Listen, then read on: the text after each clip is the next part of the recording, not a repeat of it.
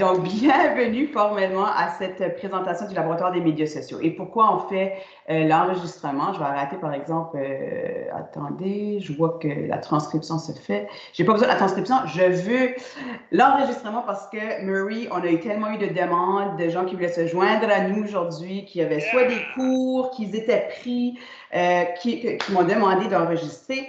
Puis Murray a dit, oui, tu sais, on va passer le message. Donc, je te remercie de nous laisser de faire l'enregistrement aujourd'hui. Donc, chacun et chacune qui êtes là aujourd'hui, vous savez que ça va se passer. Il y a même des cours qui pourraient le rejouer ensuite par un intérêt qui s'est démontré. Donc, voilà. J'aimerais peut-être dire le gros merci, premièrement, à Victor Richard qui est là avec son cours ADMN 42-14 séminaire en management. Donc, merci à ces étudiants d'être là. Aussi, Murray, petite surprise, une autre classe de Gaëtan Lantaigne, qui est professeur, qui enseigne marketing appliqué du programme de gestion et de la petite et moyenne entreprise du Collège communautaire du Nouveau-Brunswick.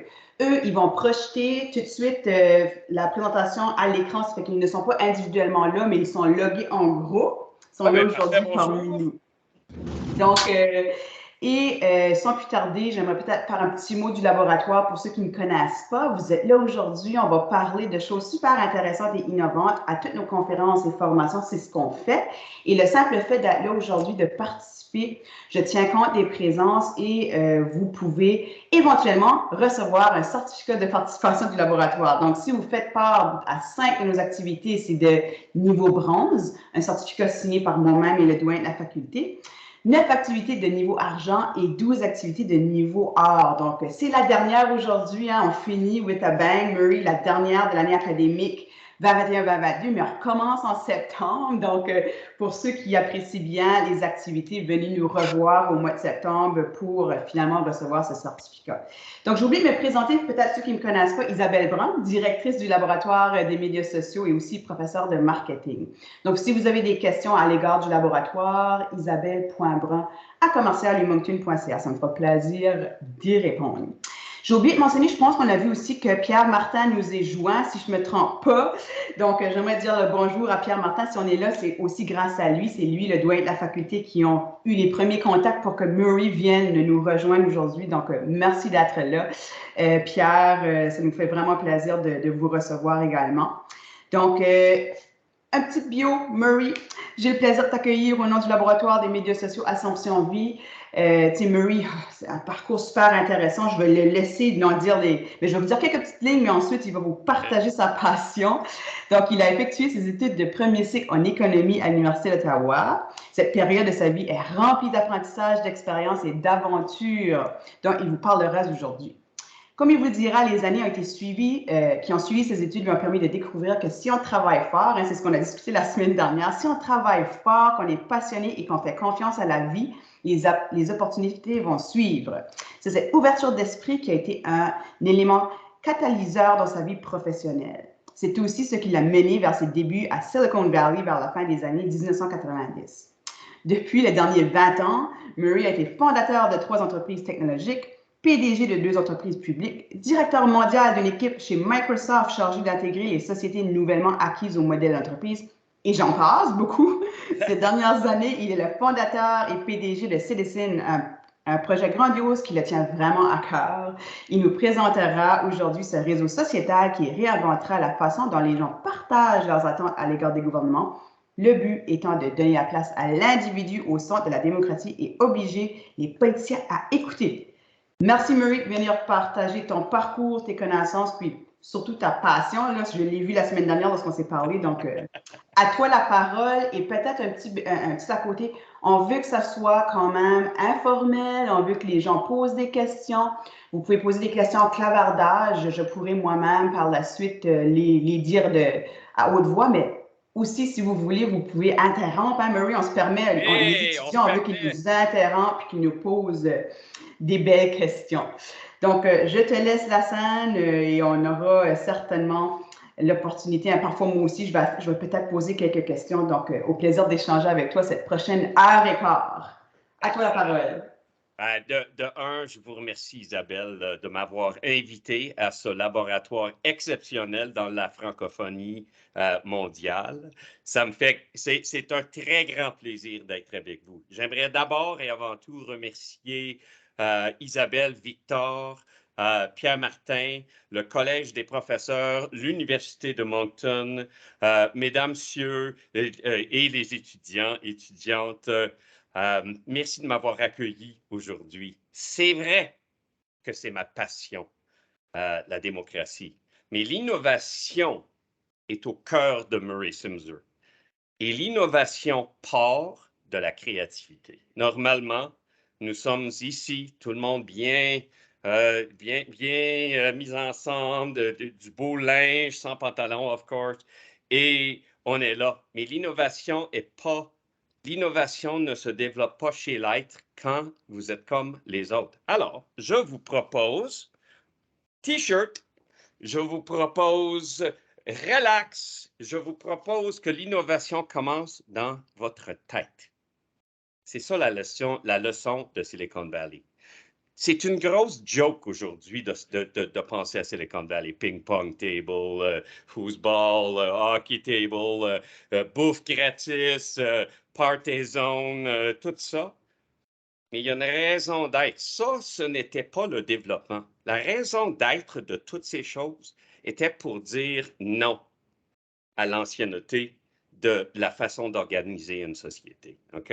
Moi, à l'Université d'Ottawa, quand j'étudiais en économie, j'avais une cravate, j'avais un habit, j'étais bien structuré. Quand quand je passais en entrevue, je mettais ma cravate encore meilleure que celui que j'amenais à la job. J'allais voir le monde. Puis ça, c'était 1995. Moi, génération jusque-là de tout ça, OK? Tout le monde me jugeait en fonction de la façon dont je ressemblais aux autres. Ah, oh, tu as l'habit, OK? Tu parles avec cet accent-là, tu fais ci, tu fais ça. Ça, là, ça crée des fonctionnaires, OK? Les fonctionnaires sont nécessaires dans une société. C'est nécessaire. Tu n'as pas une belle société comme Toronto bien organisée sans fonctionnaires. Mais si tu veux innover, il faut d'abord et avant tout commencer avec soi-même. Quand tu décides d'innover, ça veut dire que tu es capable de regarder ce qui est, puis demander des questions de potentiel. Pourrait-on? Est-ce qu'on serait capable de? Pourrait-on innover dans ce domaine-là, dans ce domaine-ci? Et si vous êtes capable mentalement de suivre la rigueur nécessaire pour ça, vous allez potentiellement être un grand succès. Ça ne prend rien d'autre pour innover. Rien d'autre. Confiance en soi et la capacité de passer du temps à poser des questions puis remettre en question tout ce qui est. OK? Tout ce qui est. Ma trajectoire, je voulais être banquier. J'ai étudié de l'économie de premier cycle à l'Université d'Ottawa. Moi, c'était des cravates. Écoute, j'étais cravaté là, à 15 ans. J'ai rencontré un monsieur qui m'a dit ça, des cravates, c'est quoi ça? Tu veux pas travailler dans des banques parce que je lui ai demandé hey, peux-tu m'introduire à CIPISA, à CIBC, à TD Bank? Moi, j'aimerais bien des introduire. Moi, je vais être banquier. Moi. Écoute, il y avait 300 personnes derrière moi habillées pareillement. Moi, je n'étais pas pour avoir ce job-là. OK? Je n'étais pas fait pour ça. Moi, ma tête est innovateur. Pierre Martin le sait. Pierre, je te remercie de m'avoir proposé ce séminaire. Pierre Martin, c'est un bel exemple. Nous, on était à l'université ensemble. On travaillait en politique ensemble. On travaillait chez le premier ministre. On a travaillé sur des campagnes. On a très bien compris la matière des deux, là. Au début, on voulait sciences politiques, banquier, businessman, cravaté. Okay? Pierre Martin est devenu fonctionnaire exceptionnel. Okay? Il était le leader du Endowment Fund, c'est l'argent de l'Université d'Ottawa, le président. Il travaille pour le premier ministre du Québec. Ça, c'est à cause de lui lui et les autres comme lui, que la société fonctionne très bien. Mais il y a une partie de notre société qui doit toujours innover. Parce que l'innovation a sa place quand l'innovation répond à des besoins dans une société. OK? C'est la foundation de toute innovation. Need is the mother of all invention. OK? C'est très simple. Il n'y a aucune grosse formule en innovation non plus. OK? Mais, quand tu décides d'innover, quand tu décides d'aller dans une direction différente, ce n'est pas facile. Et c'est très important de comprendre pourquoi ce n'est pas facile. Pierre Martin a vu mon trajectoire et j'ai eu le sien. Lui, il a eu un très beau trajectoire. Il est devenu exécutif coté, bien connu partout. Puis ça, c'était quelque chose qui s'est produit avec une ténacité incroyable de sa part. Moi, d'autre part, j'ai fait le même trajet sur 20 ans, mais moi, mon trajectoire, c'était avec des victoires et avec des faillites totales. Okay? Vous ne pouvez pas innover sans faire faillite. C'est impossible. Quand je te dis faillite, je ne te parle pas de banqueroute, je te dis faillite de la business ou l'idée que tu avais. OK? Il faut pouvoir faire faillite dans une puis il faut pouvoir être capable de dire ça ne fonctionne plus. OK? Il faut le savoir maintenant que ça ne fonctionne plus. Si tu as cette capacité-là d'être devant le monde, qui vont te juger, tes amis, ta famille, l'université, tes collègues, your peers, toute ce gang-là, quand tu fais faillite, là, ils ne seront pas fins. Ils vont te dire, Chuck, lui, là, écoute, il a fait faillite, je savais que ça s'en venait. Mais un entrepreneur, un innovateur comme Columbus, comme n'importe quel autre que tu vas savoir, comme Noah avec son bateau, OK? Un innovateur va toujours être jugé. Alors, si tu es capable de savoir tu veux innover, et de deux, tu es capable de garder ta tête durant des périodes très pressure-filled, tu as le potentiel d'innover dans la société. Moi, par exemple, j'ai innové dans plusieurs places. J'ai créé une des premières cloud companies. Je vendais du CRM aux États-Unis en 1999, puis nous autres, on était prêts à aller public. La société, elle a valu 15 milliards de dollars sur papier. Maintenant, on était le prochain à sortir. Notre ticker était ECRM. On a inventé ECRM, nous, OK? Aujourd'hui, ECRM partout. Et moi, mon plus gros succès, c'était pas le plus gros contrat, mais c'était mon plus gros succès. Mon CRM a été utilisé par 800 au Canada, OK? Pendant 12 ans. Puis un de nos amis, Pierre-Martin et moi, Alain Gauthier, était le responsable d'implémentation de la technologie. Fait que moi, au cœur du Canada, 800 Go au Canada, c'était mon CRM qui était là. Puis c'était le plus grand. Puis je vivais aux États-Unis. C'était le moment où j'ai compris j'étais capable d'être innovateur. Mon pays m'a regardé, puis ils ont dit hey, écoute, lui, là, sa technologie a gagné. Puis j'ai gagné contre Microsoft, j'ai gagné contre Siebel, j'ai gagné contre Octane, j'ai gagné contre tous les autres players là, de la Great Plains. En faisant ça, c'était le moment où j'ai décidé je ne peux plus jamais retourner en arrière. Alors, I'm not hireable anyway. I can't work for people. C'est impossible. So, je ne suis pas capable de vivre dans ce monde-là. Mais à l'université, j'étais monsieur cravate. N'oublie pas. Oui, je peux tout faire. Oui, je suis d'accord avec tous vos points. J'ai su en faisant qui j'étais. Et j'ai même eu des succès. Et j'ai eu des faillites aussi. Mais, whether or not you win or lose, tu dois être capable de continuer. Winston Churchill, il dit super bien. Never, ever, ever, ever, ever, ever, ever, ever, ever quit. OK? Tu ne sais jamais. Tu pourrais dans ta tête penser c'est la fin, mais tu n'arrêtes pas quand le potentiel existe. Parce que tu ne sais jamais how close you are. Tu sais, la photo de monsieur Diamant, il cherche des diamants dans le tunnel, les diamants sont là, puis lui, il arrête 1 centimètre, il a arrêté à 1 centimètre. Il faut comprendre que la game d'entrepreneuriat, la game d'innovation, c'est une game mentale, d'abord et avant tout. Ta tête, c'est ton ennemi numéro 1, c'est pas les autres. Mais les autres ont une job à faire. Their job is to harden you. Leurs jugements vont te démontrer ta capacité de dealer avec ça. Si vous êtes capable de dealer avec vos amis qui vont te juger, puis Pierre Martin le sait, mes amis à moi, là, They were taking bets. Oh, ouais, on verra. On verra, ouais, monsieur innovateur, monsieur .com, ha, ha, ha, tout ça. Faut être capable de dealer avec ça. OK? Ça, si ça ne te tue pas, puis il y en a beaucoup qui ont arrêté mi-chemin psychologique fou, parce que la pression, attends, tu dépenses de l'argent des autres, tu les connais souvent, puis tu es à veille de faire faillite. Tu ne penses pas que ça va te faire mal?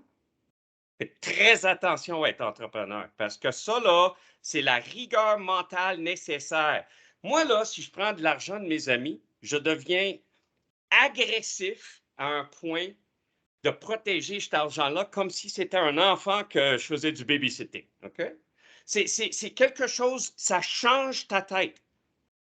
Quand tu as de l'argent des autres dans tes poches, puis vous mettez ça, puis vous dépensez l'argent sur une décision prise par toi, tu dors, disons, un peu, c'est un peu différent. Mais si tu fais ta job comme du monde, tu évalues tous les risques potentiellement comprenables, OK?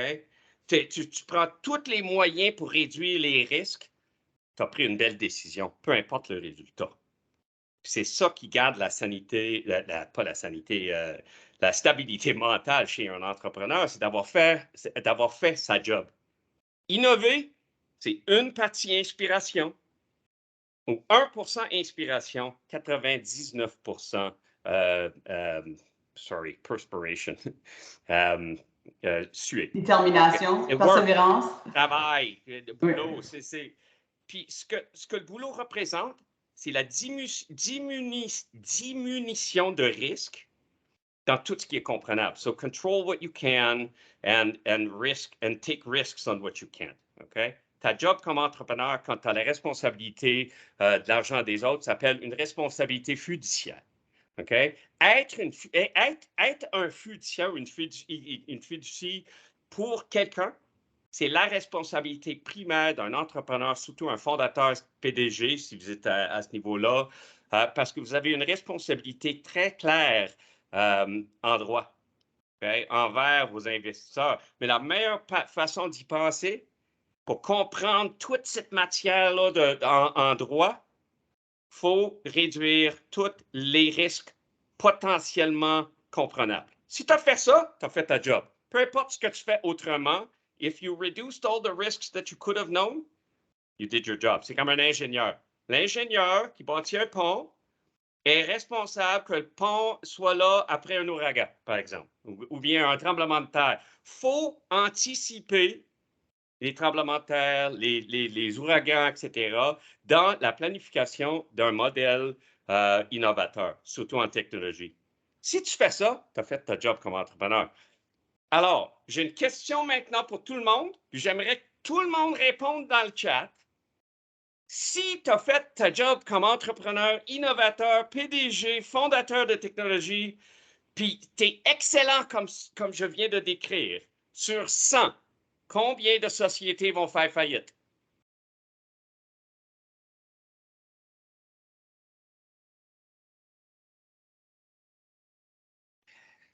« 90, c'est Sébastien Deschaines. 60, Sabrina. Victor, 70. 75, Natacha Michaud. En passant, Murray, je voulais te présenter, c'est Sébastien Deschênes qui s'est connecté, c'est notre doyen de la faculté d'administration. Donc, c'est lui qui était en communication avec Pierre Martin. Ça me fait plaisir de rencontrer monsieur. Il va m'évaluer à la fin. Il va me dire si c'est vrai ce que je dis. Alors, je pense qu'on a eu un très beau résultat. Entre 70 et 90, c'est à peu près la distribution des réponses. Puis la réponse est 95 sur 100. Vont faire faillite en dedans d'à peu près 5 à 7 ans. OK? Puis ça, là, tu dirais, écoute, c'est l'enfer. Si moi, je fais... ça veut dire, si Murray veut avoir un succès, doit faire à peu près 6 ou 7 sociétés avant d'y arriver. Peut-être 10, OK? Un succès, c'est 10 sociétés. Murray est un peu plus... il comprend un peu mieux, fait que lui, son pourcentage est un peu plus fort. Mais en général, ne rentre pas dans la game d'innovation si tu n'es pas capable de faire faillite parce que tu vas faire faillite. Je te le promets. OK? Sur 100 compagnies, il y en a juste 5 qui sont un succès. Alors, on va se poser la question super importante. Comment est-ce que les investisseurs investissent dans quelque chose qui fait faillite à peu près au même niveau qu'un restaurant? OK? Est-ce que vous aviez demandé la question? Est-ce que vous avez posé cette question? La réponse à cette question-là, c'est la réponse la plus importante qu'il n'y a pas. Toutes les venture capital savent 95 sur 100 vont faire faillite. OK? 9 sur 10, prends ton chiffre. OK? Mais s'il y en a un qui est un succès, en général, la valeur de ces sociétés-là, ça grimpe dans les milliards. Alors, les capitales de risque investis par des pros comprennent très bien. Nous autres, on a 100 millions. On va dépenser 5 millions sur 20 compagnies. On va faire des belles évaluations, due diligence, checker les choses. Puis en bout de ligne, il y en a un ou deux ou trois qui vont faire un succès absolu. Puis ça va nous avoir, acheter un 10 milliards de retour va nous coûter un 100 millions. Ça, c'est le modèle fiscal du venture capital. C'est un modèle tellement simple que c'est une belle expression de ce que c'est de l'innovation. OK? Le problème avec l'innovation durant ma jeunesse, moi, je suis né à Toronto, éduqué à Toronto, Ottawa, Georges-Étienne-Cartier, école primaire catholique, secondaire Monseigneur-Chabanel, etc., etc. Mais en bout de ligne, quand je me suis décidé, je vais être entrepreneur, c'était 1998. Je travaillais chez ClearNet dans le temps, c'est TELUS. C'était un start-up. OK? J'étais dans un start-up canadien, ça s'appelait ClearNet. George Cope, le gros chief, là, il était un tout petit chief nobody dans le temps. OK? Là, il est rendu gros king, unbelievable. Ça, c'était un start-up de mobile phone, de téléphone mobile. OK? Puis on vendait des rims et des. Mais t'imagines-tu qu'en décidant de rentrer dans ça, je me décide d'y aller, OK? Le risque que je prenais était énorme. Les investisseurs qui investissaient dans moi ne voulaient pas investir au Canada. Zéro offre au Canada. 1998, on se souvient, ceux qui ont mon âge se souviennent que le Canada n'était pas tout innovateur les années 90, c'était rough un peu. Les investisseurs m'ont donné un chèque de 8 millions. On avait un PowerPoint, 3 gars, un website. Écoute, on va faire un CRM, ça va être excellent, c'est cool. On a eu un chèque de 8 millions. Ils nous ont donné une valeur avant l'investissement de 16 millions. Ça, c'est US, OK? Là, je me suis dit, OK, on va aller acheter, on va aller chercher. Oublie pas, il n'y a pas d'Internet dans le temps. Fait que, ça nous prenait un bureau. On va aller chercher un bureau. Je vais mettre un bureau downtown. Bon. Oh non, non, non, non, Monsieur Simser, vous ne pouvez pas vivre à Toronto. Vous devez vivre en Californie si vous voulez l'argent. OK? Toute ma génération, on a passé notre temps en Californie, en conséquence du fait qu'ils nous ont dit des calistes, excuse-moi, des Charlins à quelque part. Puis à la fin, tous les Canadiens qui se sont retrouvés au Canada, on manquait de Canada. Okay? Quand tu viens de Rivendell, c'est difficile d'aller vivre à Gondor. Okay? Fait qu'à la fin, c'est quelque chose d'assez important de comprendre que vous vivez dans la société la plus belle et la plus bien gérée qu'il n'y a pas sur la planète. J'ai vécu à l'argent de la planète. Okay? Quand tu vis aux États-Unis et tu es riche, ça va très bien. Si tu es autrement, c'est très difficile. OK? Il y a un troisième paiement mensuel aux États-Unis si tu n'as pas un job normal. C'est 1500 à 2000 pièces pour tes assurances médicales. OK? 25, 36 000 par année. Tu ne sais pas, hein? Ah, ouais. La petite carte qu'on a, c'est une Platinum American Express médicale. C'est exceptionnel. Mais en bout de ligne, j'ai tout fait ça. Je me suis restructuré mentalement comme entrepreneur. J'ai pris de risques et j'ai eu des succès.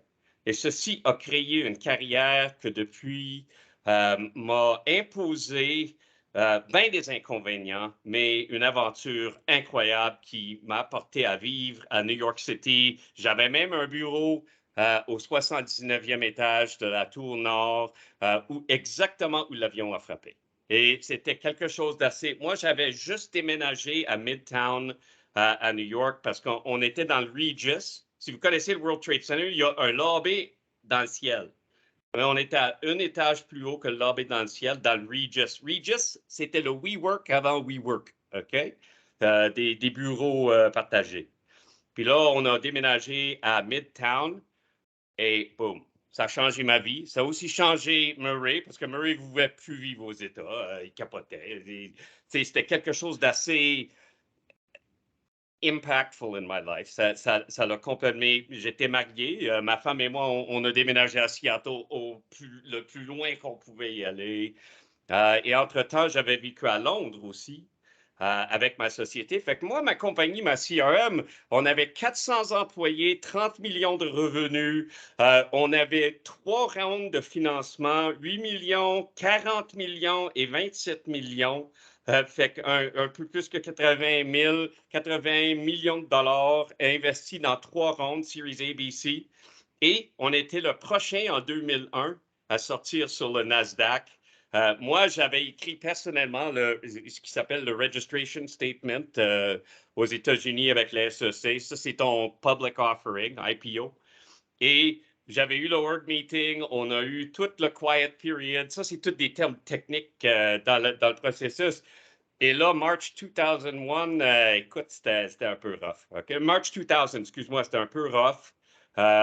Toutes les IPO étaient annulées, complètement. Okay? Tout le dot-com a fait un collapse et nous autres, on a retiré notre IPO. On a gardé la société privée et en bout de ligne, on l'a vendu pour une couple de centaines de millions de dollars auprès d'une société à Seattle qui s'appelait Talisma. Puis Talisma, ça continue à ces jours. C'est une compagnie CRM très cotée, respectée dans le domaine. Et ça fait, écoute, ça fait 15-20 ans de cette acquisition-là. Fait que moi, j'ai rien à faire avec eux. Entre-temps, j'ai été travailler chez Microsoft un petit peu.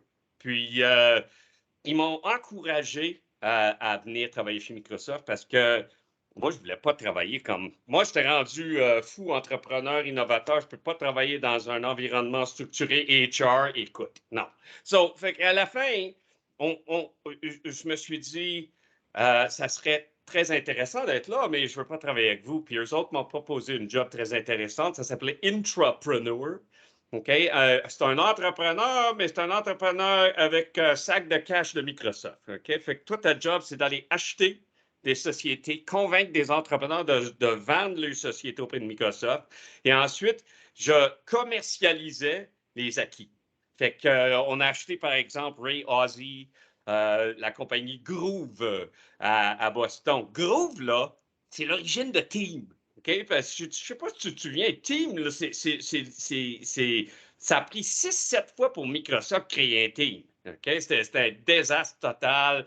C'est parce que Ray Ozzie était le heir apparent pour Bill Gates, mais c'est pas Ray Ozzie qui est devenu le grand chief. Alors lui, il n'était plus là. Puis à la fin, on a acheté ça, puis c'est des milliards de dollars qui sont dépensés. Et la commercialisation de ces acquis, de ces assets-là, ça me retombait sur 100 pays à travers le monde. Alors, je voyageais pour Microsoft everywhere. OK, Moyen-Orient, Asie, Europe, Latine-Amérique, etc., de l'Océanie. Et ça, c'était une belle expérience pour moi parce que ça m'a poli. Être entrepreneur, ça peut être un peu rough. Tu vois à la télévision, le monde pue, ça se lave pas, c'est des fous, c'est des drogués, c'est vrai jusqu'à un certain point, mais c'est exagéré à TV. Il y a toujours quelqu'un qui dort dans le bureau pu, mais c'est exceptionnel. C'est pas du tout, c'est pas des parties de fous partout, bien qu'il y en a, OK? C'est comme les bankers. Il y a des fous, mais c'est pas tout le monde qui agit de même. En bout de ligne, je suis revenu au Canada après mon divorce, qui m'a encouragé à retourner à Rivendell. Alors, je suis retourné chez les Elves et me voilà. Avec mon expérience américaine, j'ai été invité à être PDG dans quelques sociétés publiques, software, encore logiciel. Un était une des premières sociétés d'intelligence artificielle, Stealth AI, qui faisait des prédictions pour du equity trading. Fait que tout ce qui est des actions, des ETF, des options, etc., futures, tout ça, nous autres, on avait une plateforme, puis ça a été distribué par Bloomberg en fin de compte, sur leur App Store je ne sais pas si vous connaissez Bloomberg Terminal. Mais c'est à peu près le système utilisé par tous les traders qui passent la planète pour avoir des informations garanties et une plateforme à laquelle vous pouvez actionner vos besoins. Okay? C'est très cher, c'est visé entièrement à du monde qui sont dans le domaine de trading, commodities, equity, everything. Okay? Alors, nous, on a fait notre distribution de software-là. J'avais fait des centaines de millions de retours en shareholder value pour cette société-là. On a ramassé à peu près 10 millions de dollars en investissement private placement dans la société. Par la suite, j'étais un des premiers PDG en marijuana cigarette au Canada légal. Monsieur Sébastien Deschênes. Non, c'est juste que je veux que tu sois conscient du temps qui t'est dévolu. Tu as jusqu'à 14h45, puis je sais que tu t'en viens vers Citizen, mais je voulais juste que tu... Oui. C'est parfait. Je voulais faire le point sur l'innovation et j'arrive à Citizen parce que les deux histoires s'informent. Alors, l'innovation, OK, on accélérera un peu. L'innovation, vous avez maintenant compris mon histoire. En 2016, après mon marijuana cigarette compagnie, j'ai fait 300 millions de dollars pour mes actionnaires. C'était du monde très heureux. Et là, ils ont légalisé. Puis, écoute, faut pas que je dise Victor, Isabelle ou Sébastien, mais le gouvernement canadien, avec les restrictions, ils ont rentré dans la game. Ça, c'est très important, mon histoire. Ils ont rentré dans la game, puis ils ont détruit 100 milliards de dollars de valeur au Canada. Le Canada était pour être le numéro 1 dans le marijuana cigarette à l'argent de la planète. On était les premiers, on était bien. L'argent qui rentrait, moi j'étais PDG Bay Street, OK? Fait que ça, à Toronto, c'est la bourse. La bourse a perdu une somme d'argent inimaginable à cause d'un gouvernement qui voulait mettre en place des systèmes, puis ça c'est une opinion, by the way, qui voulait mettre en place des systèmes équivalents à le contrôle de l'alcool. Okay? Le contrôle de l'alcool a fait en sorte que ça a créé un funnel tellement restreint que toute la créativité et l'innovation, tous les innovateurs comme moi dans le secteur du cannabis, ils ont été complètement enlevés de la traque. Les seules personnes qui pouvaient rentrer, OK, c'était plus des innovateurs, les entrepreneurs, les jeunes qui voulaient rentrer. C'était seulement le monde qui avait un paquet de cash grand comme ça. Il fallait faire un dépôt. Là, mon petit dépôt. Là, on va faire une loterie. Entre-temps, les sociétés, le capitalisme attaché à ça a été complètement détruit.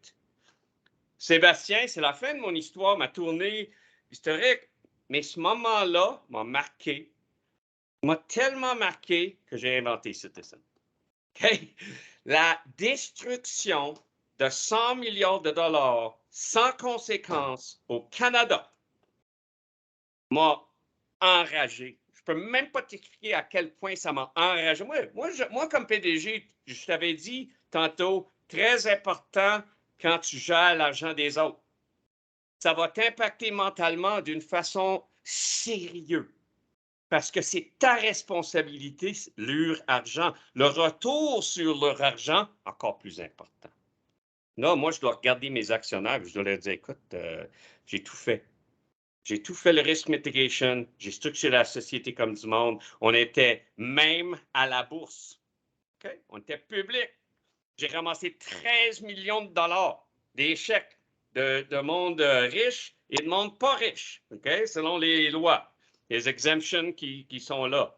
Quand je te dis riches, ils sont peut-être riches dans la tête du monde, mais ce n'est pas des riches. Okay? Ça s'appelle le credited investor. C'est juste quelqu'un qui fait assez d'argent, qui sont smart, ou bien ils ont un asset base d'1 milliard. Alors, ça indique qu'ils sont capables de prendre une décision sans lire un bouquin grand comme ça. Alors, Ça, cette frustration-là m'a complètement détruite. La conséquence était Citizen. Oui, Victor? Marie, est-ce que tu mets un peu la blâme, puis je ne sais pas pour pointer la blâme, mais est-ce que tu mets un peu la blâme sur le gouvernement du Canada ou est-ce que tu mets la blâme un peu sur les provinces? Parce que, tu sais, une fois que la loi a été... Puis moi aussi, je viens d'un milieu politique en passant. Ouais. J'ai travaillé pour des anciens ministres des Finances, puis l'ancien ministre tout de suite, Dominique Leblanc. Moi, je mets un peu la critique envers les gouvernements provinciaux. Ouais. Je trouve que c'est eux autres qui ont voulu vraiment mettre l'emphase, ou comme tu as mentionné, tu sais, faire en sorte que c'est comme ça ressemblait beaucoup à Alcool Nouveau-Brunswick, par exemple. Ouais. Parce que moi, je connaissais le PDG d'Organigramme, tu connais probablement Organigramme ici. Denis Arsenault.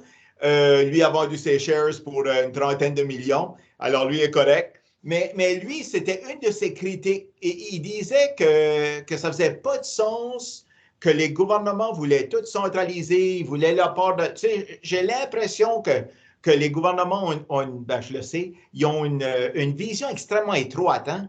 Ah oui. Alors, es-tu d'accord? Est-ce que c'était surtout un peu ta critique était envers le gouvernement provincial ou fédéral? Ah, ça, là, c'est peut-être la question la plus importante qu'il n'y a pas.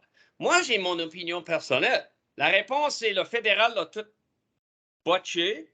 Puis le provincial, ils ont juste refait la game comme l'alcool qui a juste rempiré la situation. Mais, il y a des parents, je crois, ici dans la game.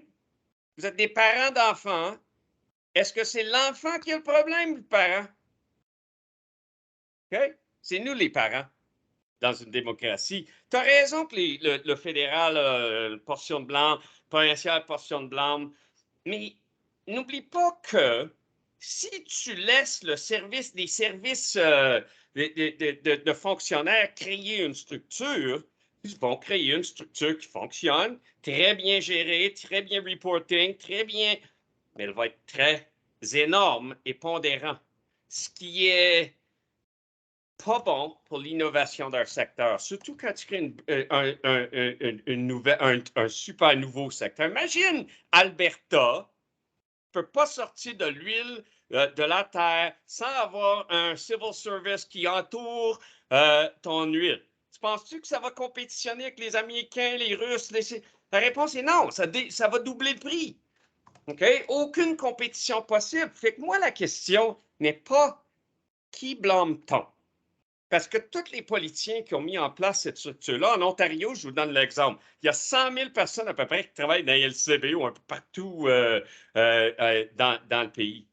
Est-ce plus facile d'aller chercher ce monde-là pour les votes et le support, 100 000 personnes d'une shot, ou bien est-ce qu'on va aller chercher quelqu'un qu'on ne peut pas mesurer là-bas, qui vont peut-être être d'accord avec l'entrepreneur Murray? La réponse, il n'y a personne d'accord avec l'entrepreneur Murray. Moi, je suis un mean guy riche, PDG, je veux tout détruire le monde, surtout les femmes, surtout les minorités, etc.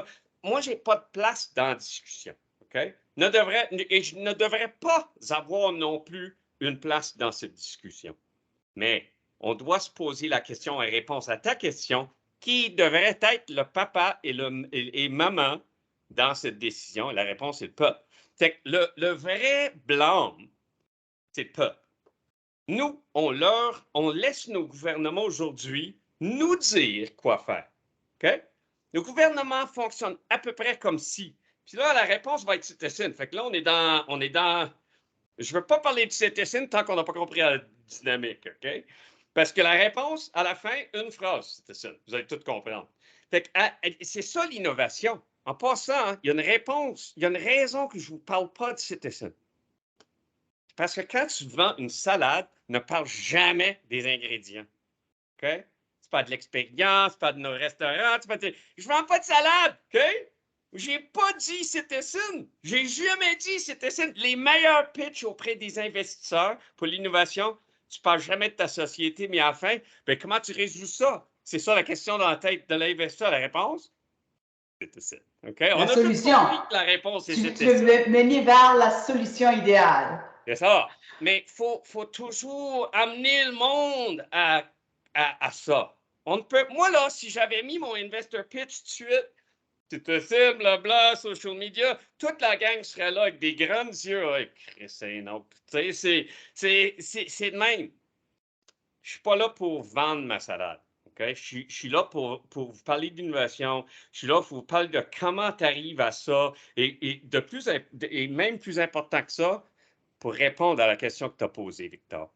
Alors, la réponse à la question qui blâmait, fondamentalement, c'est une expression du problème qui existe aujourd'hui dans nos sociétés. Alors, une petite histoire. On recule au Canada vers les années 1840, juste avant l'acte d'union, okay? Juste avant la création du Canada, le premier Canada. Quel pourcentage de la population pouvait lire? Bon, alors, il y a une raison pour laquelle nous avons choisi comme système gouvernemental dans l'Occident, à peu près, un gouvernement représentatif. Okay? Un gouvernement représentatif était la solution. Après les Enlightenment, mon Dieu, je ne peux même pas chercher ce mot-là en français. Anyway, après les Enlightenment en Europe, avant ça, c'était des monarques et le pape. Okay? C'était la religion qu'on a toute, puis et le monarque. Et là, on a eu une période où on a créé à peu près les nations. Okay? Le principe de la nation a été effectivement né à la paix de Westphalie. Okay? Quand tu arrives à la paix de Westphalie, puis par la suite, tout le monde veut créer un gouvernement qui représente le peuple à peu près. C'est l'évolution ultime de toutes les nations qui existaient. Éventuellement, on arrive à ça. Nous autres, on a des provinces, on a un fédéral. Les États-Unis, c'est des states and the federal government. Au UK, c'est un gouvernement central. Bon, mais c'est quand même tous des gouvernements représentatifs. Quand tu choisis de donner la parole à un autre, peux-tu tout contrôler? You can't, OK? On a donné la parole aux autres. C'est ça le problème. Et la raison que la problématique devient de plus en plus difficile à résoudre, c'est parce qu'on n'est pas des illettrés, non éduqués. Au Canada, là, 60% de la population est bac. Imagines-tu? Des bacs. Dans le temps qu'on a créé la démocratie, il n'y a pas de bac. Il n'y a même pas d'université. On est tellement éduqués, intelligents, et de plus en plus, on a accès à la bibliothèque d'Alexandria dans nos poches. Okay? On peut tout accéder à ça. OK? Qu'on se trouve tout être expert. OK? On est maintenant rendu à un point où nous, l'individu le moins éduqué au Canada, a plus de connaissances et de capacités de décider quoi faire dans la vie que King Henry VIII dans le temps. OK? Alors, ça veut dire que la plus petite personne au Canada est plus capable qu'un roi, là, 500 ans, à prendre des décisions. Ne devrais-je pas demander à cette personne-là que devrais-je faire comme gouvernement? Ça ne se fait pas. Le gouvernement arrive et dit, écoute, moi, je suis beau, j'ai des cheveux. L'autre arrive, je suis tellement conservative, j'ai jamais bu une bière. L'autre arrive et dit, hey, je suis un fou, je veux tout brûler. Vous avez le choix entre les trois. Hein? Imagines-tu? Tout le monde, je pense que tout le monde, à peu près tout le monde, il y a un certain pourcentage que non, mais tout le monde cruise. Vous allez rentrer des bars, vous avez des applis, chercher un boyfriend, girlfriend, tout ça. T'aimerais-tu avoir le choix entre trois personnes, ou trois idées, ou une blonde, une brunette, puis une rousse? L'entre-deux, c'est pas intéressant, c'est pas important. Voilà notre vie. Nous vivons dans une société où on a trois choix. C'est les autres qui nous disent, c'est quoi ces trois choix-là? Nous autres, on n'a qu'à dire oui, non, j'aime, non, je vais choisir entre trois. C'est des aristocrates. C'est la même caisse d'affaires qui existait avant. Mais c'est encore, ça s'est rempiré parce que, check bien, King Henry VIII avait 350 000 personnes à sa charge. Un député fédéral a ce chiffre-là à Toronto. OK? C'est quelque chose d'assez hallucinant qu'on donne le pouvoir du roi le plus dégueulasse qu'il n'y a pas eu, OK, à tout le monde au Canada sans penser qu'il y a peut-être des fous dans la gang. Moi, je pense que c'est le temps qu'on change l'ensemble de la chose et nous allons créer une société qui s'appelle Citizen. Et la réponse, la conséquence de la création de Citizen, très simple. C'est nous qui allons dire au gouvernement quoi faire et ce que l'on veut, et ça va être eux qui vont alors nous proposer le comment faire. Et là, on va choisir entre le comment faire et non l'opinion de l'autre à propos de comment faire, whatever que c'est. C'est à nous de décider. On prend la charge de nos pays, nos villes, nos provinces. Nous allons tous les jours répondre à des choses très simples ici, dans un network qui, à la limite, va être le propriétaire de ce network-là sera le peuple même. Nous, les investisseurs et les entrepreneurs, nous allons créer ça avec du capital de risque. On l'a fait. J'ai ramassé un demi-million pour commencer. On va ramasser un autre 2 millions d'ici le 1er juillet pour le lancement qui se fait le 1er juillet, Canada Day. Il y a une raison. Toute la technologie est prête. Mais en bout de ligne, quand le download va être disponible le 1er juillet, à partir de cette journée-là, nous prenons en main. C'est notre pays. On a une obligation, comme le PDG d'une société fiduciaire envers le pays. Et c'est pour ça, d'ailleurs, que j'ai commencé avec une responsabilité fiduciaire. Le peuple canadien a ignoré le principe d'être un fiduciaire d'un pays. Nous sommes le Board of Directors, le conseil d'administration du pays, et nous n'agissons pas comme un directeur. Okay? C'est le temps. Dans nos parlements, la raison que le peuple sont en haut et les politiciens en bas, c'est supposé être, ça c'est le power, mais nous agissons comme des souris et ça va prendre fin avec Citizen. J'espère alors que ça vous a donné une compréhension de ce que c'est. Vous pouvez aller en ligne, lire à propos de Citizen, va voir le website. Pour expliquer Citizen, c'est très simple. C'est comme LinkedIn pour la politique, c'est tout. Très simple. Mais elle va créer une chose super importante. Ça va créer une quantité de data qui va donner les prédictions les plus crédibles au pays sur chaque sujet politique de l'heure, okay, ou de la journée même.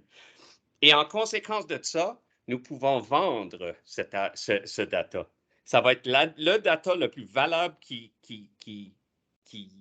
n'est pas. Okay? Le monde va tellement vouloir ce data-là, on va faire un disruption d'à peu près 200 milliards de dollars dépensés par année de suite. 200 billion okay? D'argent qui aujourd'hui est dépensé research, polling, advertising, politique, etc., des 5-0, blabla aux États. Tout ça, c'est l'enjeu de Citizen. Nous autres, on va aller chercher tout ça. Et ce qui est super intéressant, à cause du fait que nous on va vendre la société Citizen au peuple de chaque pays, c'est le peuple qui sera le récipiendaire de tous les profits dans la société. Et cet argent-là, tu ne peux pas être le maître chez vous sans power. Okay? Power is money, nothing else. Let's be crystal clear. Ceci créera environ entre 1 milliard et 5 milliards de profits par année qui sera mis dans un fonds. Un fonds, par exemple, équivalent à Homer's, Teachers. Ça, c'est des fonds de pensée, PP, Pension canadienne. C'est des gros fonds gérés par des pros banquiers, ce que je voulais être dans le temps. Et ce fonds-là va être géré par le peuple canadien dans l'appli Citizen. Okay? Et ce fonds-là va être utilisé pour exercer le pouvoir du peuple. Il y a 3 façons d'exercer le pouvoir du peuple. De un, we can sue the government. Okay? On peut aller en cour. On n'aime pas ce que vous faites, arrêtez. C'est fini. Et là, avec cette quantité d'argent-là, c'est quelque chose d'assez extraordinaire d'avoir des milliards de dollars à votre disposition. C'est un vrai pouvoir. Tu peux tout influencer. Et nous, on n'est pas un lobbyiste. Ni le peuple avec l'argent Il n'y a aucune force qui peut arrêter ça. De deux, tu as un deuxième superpower. On appelle ça des superpowers en passant. Si le data ne change pas l'idée du gouvernement, il y a 3 façons de changer l'idée du gouvernement. Deuxièmement, protest. Okay? Tout ce qui est manifestation en ligne, en personne, etc., avec une quantité d'argent incroyable derrière ça. Tu imagines la conséquence de ça? On va faire une manif aujourd'hui, cet après-midi à 2 heures à l'agent du pays. Changez ça tout de suite. Ça n'ignorera pas la chose. Et le dernier, et peut-être le plus important, c'est de concurrencer le gouvernement. Aujourd'hui, le gouvernement peut tout faire comme qu'ils veulent. Mais moi, si je n'aime pas ce que le gouvernement fait, quel choix j'ai? Je n'ai pas de choix. Je l'aime pas, on s'en fout. Il y a une majorité qui dit non. Nous, le peuple, on va avoir à notre disposition des milliards de dollars dans un fonds. Puis si demain, je marche dehors, c'est la rue Young, qui est juste là, et je vois quelqu'un qui est dans la rue, pas de bouffe, pas de maison, je peux faire si je veux, Solve Homeless Toronto, 50. Là, ça va passer dans une structure. Éventuellement, si le peuple, citizens sont d'accord, on le finance nous-mêmes. On résout le problème sans le gouvernement. Okay? En bout de ligne, ce que ça donne, c'est le pouvoir total dans le peuple. Et la job de citizen, c'est d'organiser ça, que ça ne devienne pas une folie. Alors, c'est ça. J'arrête. Merci. Isabelle, je vous passe la parole. Je voulais pas t'arrêter, là. Mais j'écoute. Puis ce que je trouve intéressant que tu m'as mentionné l'autre journée, ce qui fait la différence entre c'est des médias sociaux comme on les connaît aujourd'hui et ce que vous voulez bâtir, c'est aussi, tu parlais de valider les individus. Parce que sur les réseaux sociaux, on a toutes sortes de fake accounts, là, ça existe partout, puis on peut créer des personnes. C'est que finalement, comment vous allez gérer tout ça, de créer un réseau social qui finalement mène à des grosses prises de décision, mais qui doivent être validées? La réponse est très simple. Vérification de chaque utilisateur, full. Et on a des façons de faire ça très... Ça ne veut pas dire que tu dois me donner ton permis de conduire, par exemple, parce que ça devient très difficile. Mais nous autres, on a une intelligence artificielle qui va faire le policing, si tu veux, de l'ensemble de la chose. Puis quand Victor, qui crée un nouveau compte, puis il veut faire du posting, puis là, il est fru contre Justin Trudeau parce que, tu sais, il supporte les Ukrainiens. Puis là, d'un coup, mon AI détermine que Victor, il a vendu son compte auprès de quelqu'un qui vit à Saint-Pétersbourg depuis à peu près 3 mois. Mon intelligence artificielle va dire, exception. OK? Fait que nous autres, on va faire le policing pour déterminer d'abord que tu es vrai. Fait qu'il y a des étapes qu'on utilise pour faire ça. Aucun password dans le système en passant. Parce que les passwords, c'est de la merde. C'est le système même de vérification comprend des technologies tellement avancées que le gouvernement du Canada utilise la même technologie que nous pour faire la vérification d'identité online. Okay? Mais nous, notre job, c'est... Le gouvernement, tu vas voir la différence. Le gouvernement va faire ça, là, puis ça va être... ça va être un niveau de difficulté, là, fou. Mais nous, on va le faire. Ça va être exactement la même technologie. Tu ne sauras même pas qu'elle est là. C'est ça la différence quand tu innoves versus tu utilises. Okay? Innover, c'est pas juste prendre une technologie et dire hey, on a une technologie. As-tu utilisé le website de CIBC dernièrement? Écoute, 1990. C'est quelque chose d'assez... Puis eux autres se trouvent innovateurs. Alors, la réponse est il faut toujours vérifier le monde.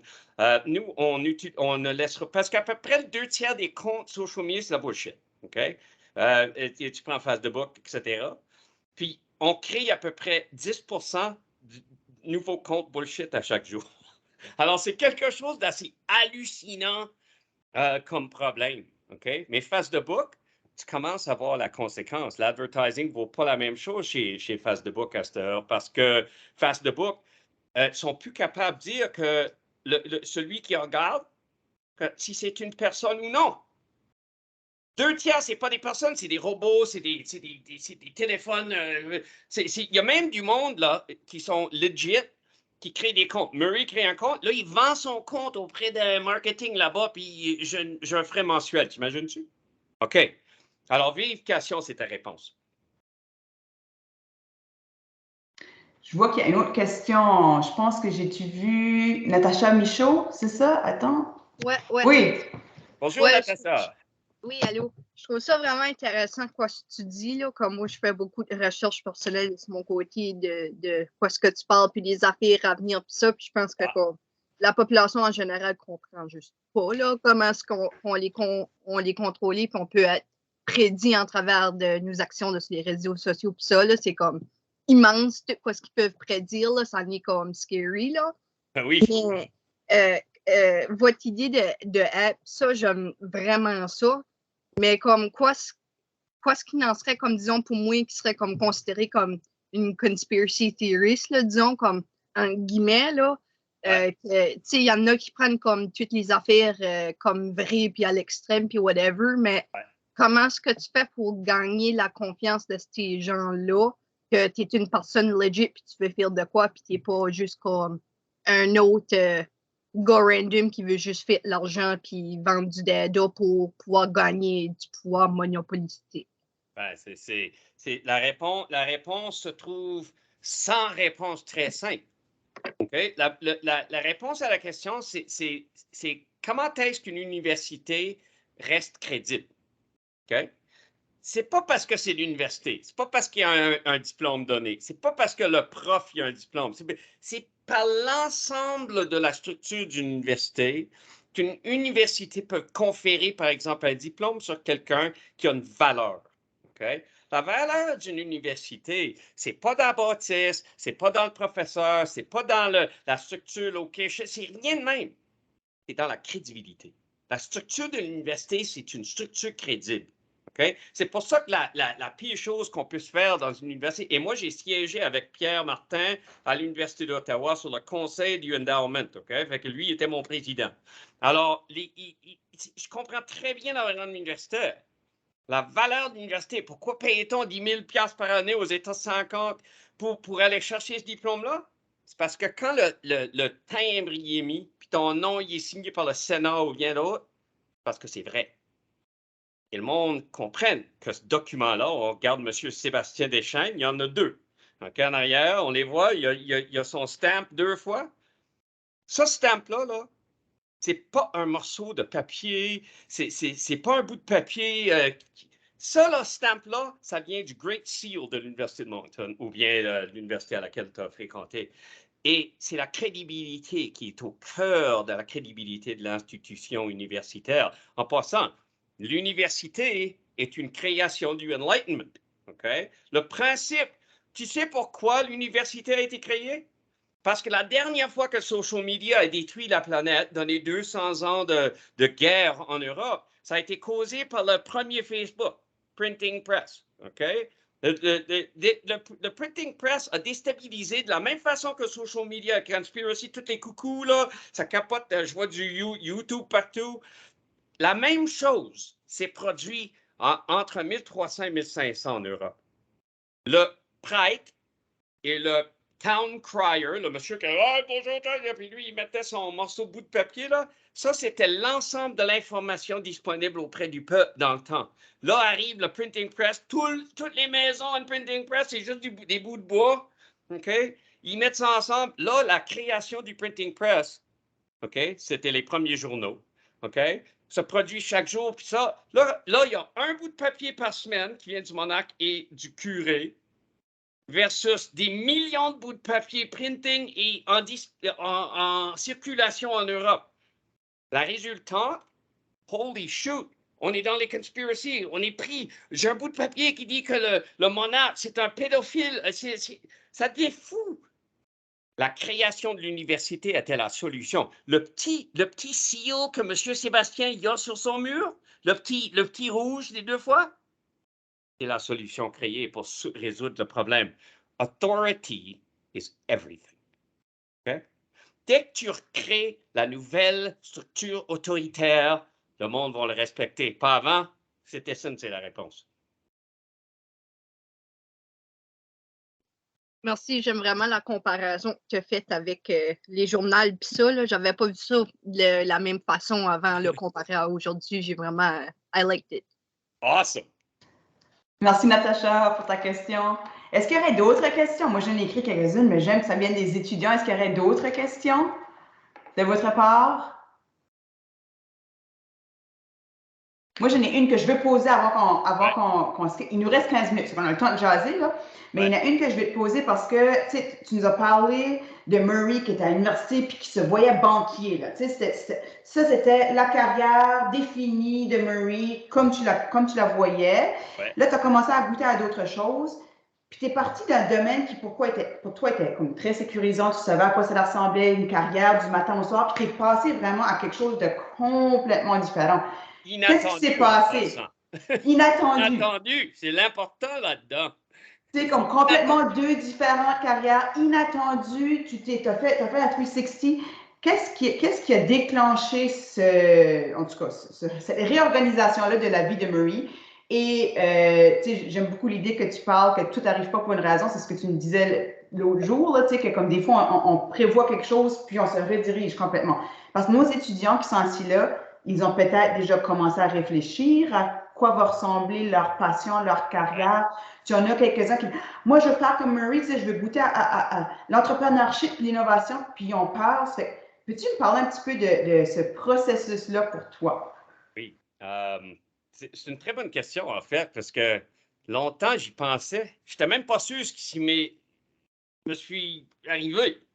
Ça m'a pris longtemps à comprendre un petit peu. Puis, ce que j'ai bien compris, de la même façon qu'un entrepreneur PDG a une obligation d'ouverture d'esprit, de contrôle de risque, faut regarder loin, l'ouragan va te souvenir comme l'ingénieur, le tremblement de terre.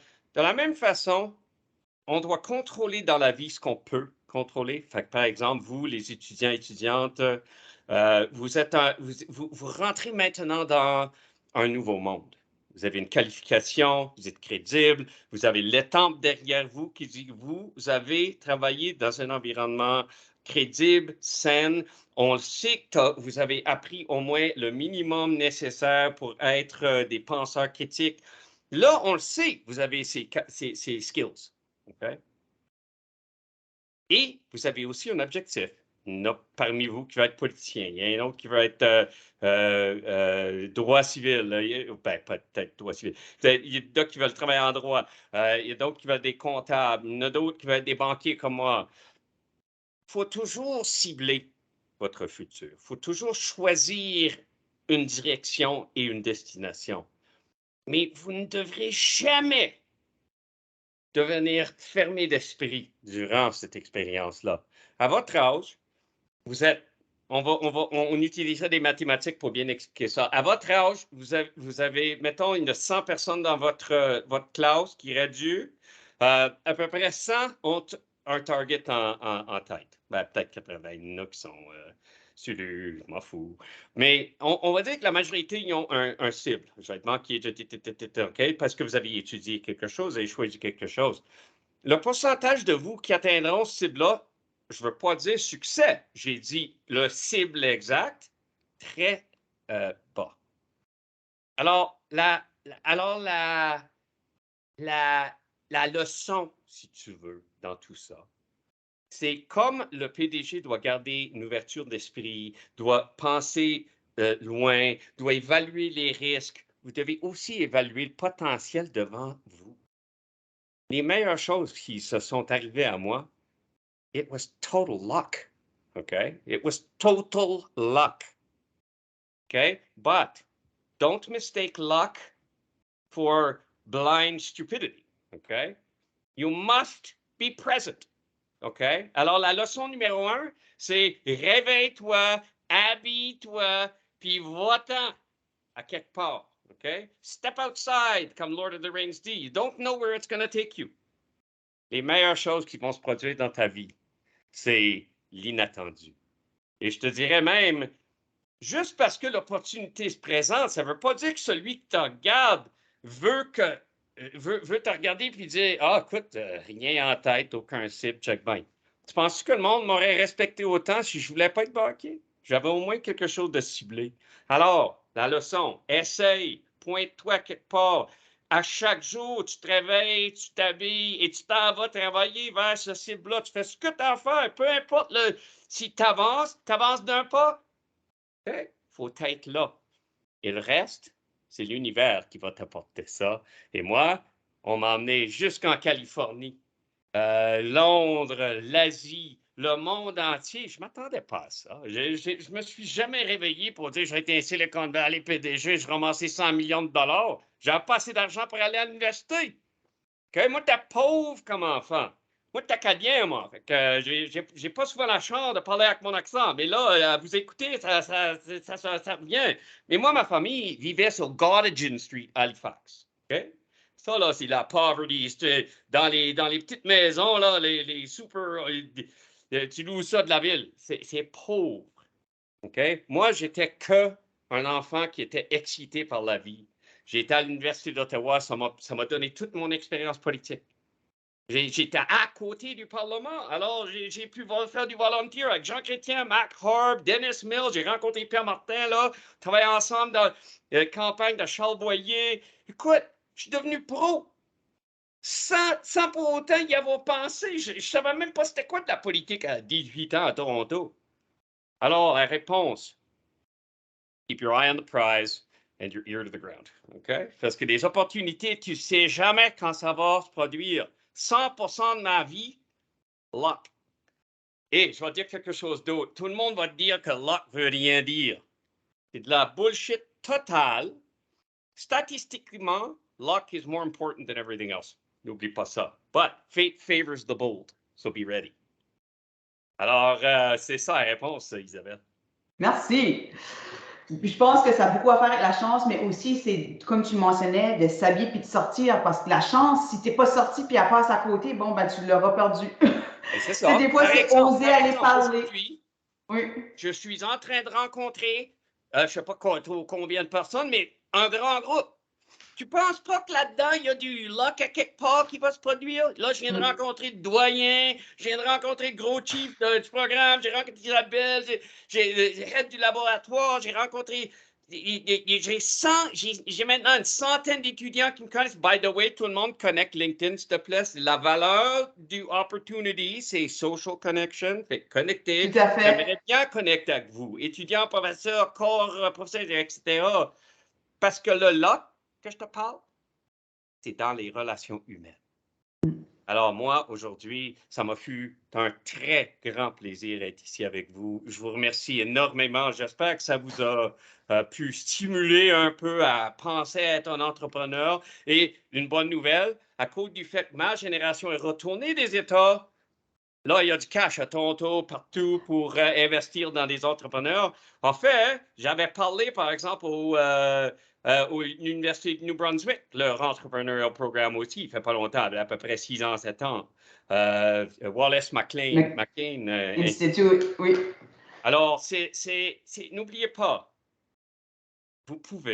vous êtes capable. Il faut se réveiller, il faut s'habiller et il faut sortir à chaque jour connecté avec le monde.